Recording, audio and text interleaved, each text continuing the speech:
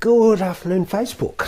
It's Alex Hall of Alex Hall and Realty, and today, as I suggested in my previous broadcast yesterday, I'm going to be talking about the question of divorce and how you can prevent losing considerable amount of the value of your home when you sell.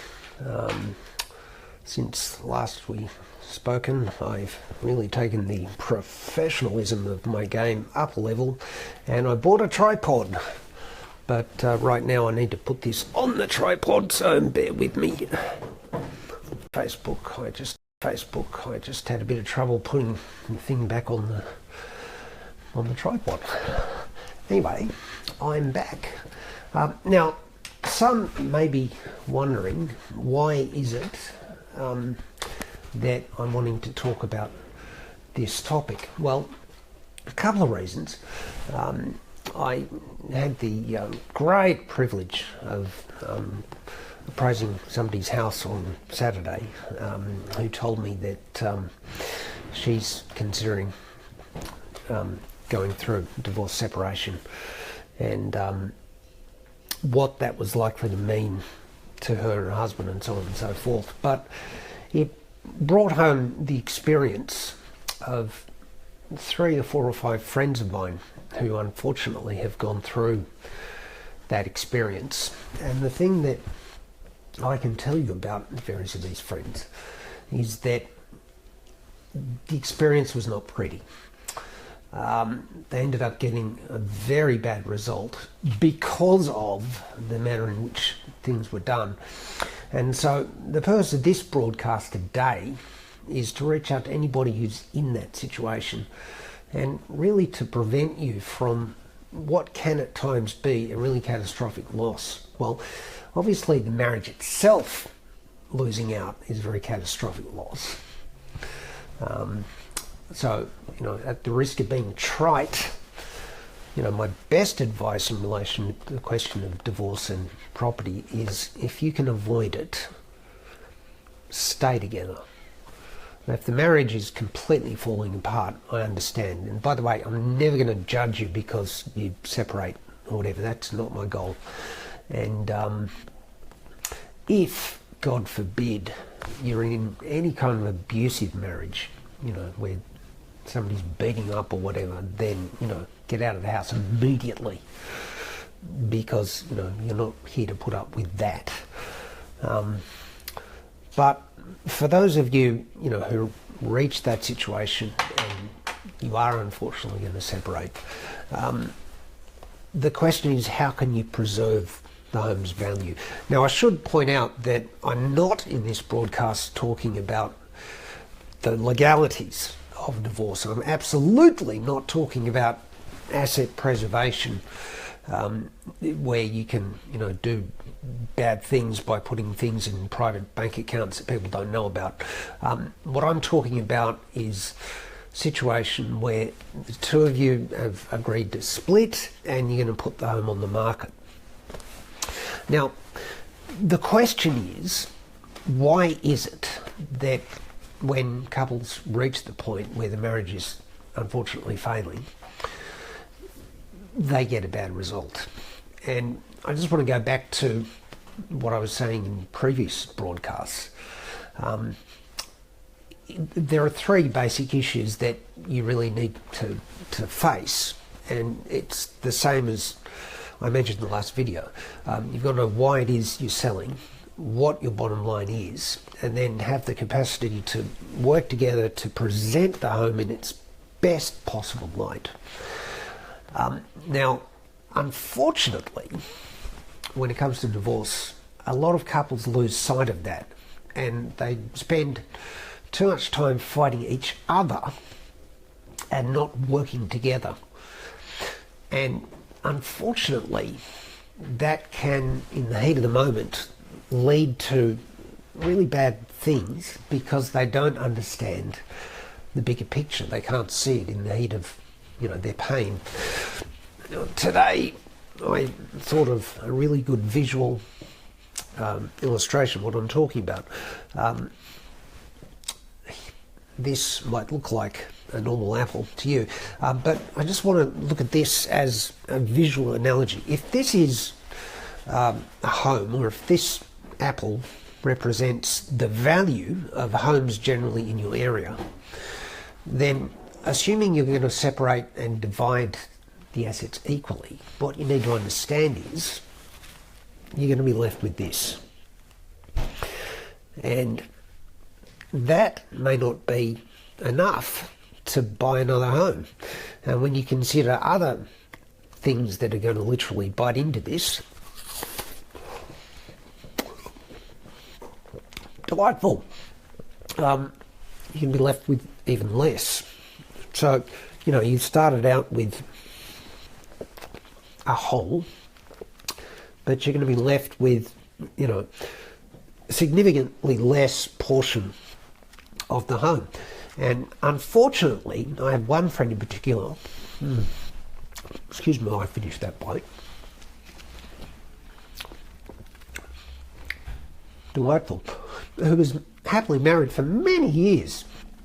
I can't remember the number, but like 20 or 30 years. And she ended up essentially homeless and renting because of this issue, because she and her husband weren't able to work together. And the question is, what does that mean? Because if you're going to separate, speaking as a lawyer, you want to have the ability to divide things equally and fairly and make the best of a bad situation and move on. And moving on in a real estate capacity, I would say would be to start again afresh with another home that you can call your own. Now that may mean having to move to another part of the city where prices are cheaper. It may mean, if you currently have a mortgage, you've got enough equity, or better still got no equity, that you're able to buy another home, unfortunately with a bank loan.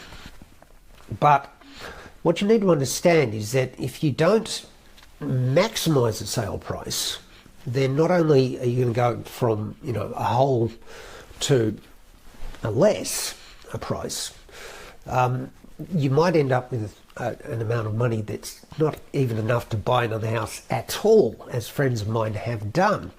So how do you preserve this? Well, allow me to go back to the broadcast that I did last week, because I think if you are unfortunately in divorce, the same three things are absolutely crucially on point.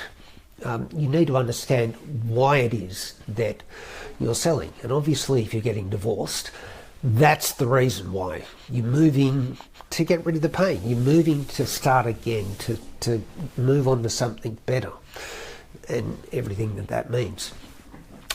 You need to understand what the bottom line is. So when you understand what a home should be worth in today's market, you need to understand that that ultimate sale price is going to be divided in two. And then you need to understand, to find out how much you need to buy another home, either in the city if you can, or in another area if you've got to do that. But you need to know the bottom line, and you need to present the home to its best possible capacity. And really, you need to work together to be able to do this, because otherwise things can be disastrous. Speaking as a buyer of properties, I once made, before I was a real estate agent, I actually made an offer on a home back in the day. I was potentially buying it as an investment. I was trying to get, in fairness to the owners, I was trying to get a bit of a discount. But the agent who rang me back later told me that the husband took my offer and said that was a great result, very happy. The wife, on the other hand, swore and told him to get out of the house. Now, as a result of that, there was a live offer on the table that went nowhere because they were fighting each other. Now, had they known what their bottom line was, they might have been able to get back to me and say, well, really, the bottom line is X. But they didn't do that. They just basically said no. And I was buying as an investment. So, they had this was many years ago, by the way. The market was quite flat. But they went from having someone there and then who could have bought the house to having no deal at all, because they didn't understand these three things. So anyway, I hope I've given you a lot of warning and lots of playing with the apple. But to sum up, let me just reiterate the point. If you are getting divorced, then what you need to do to preserve the value, and really to help yourself to be able to move on to better things, is to understand the reason why you're separating and what that means. You need to present the home to the best possible capacity, and you need to understand the bottom line. You need to understand what it is that you need to go and find another home where you can live and just move on. And you really need to work together. And hope all of that made sense. I can see that some of you have been making comments, which I got to admit, without my glasses I can't read. So let me just see if I can make some comments.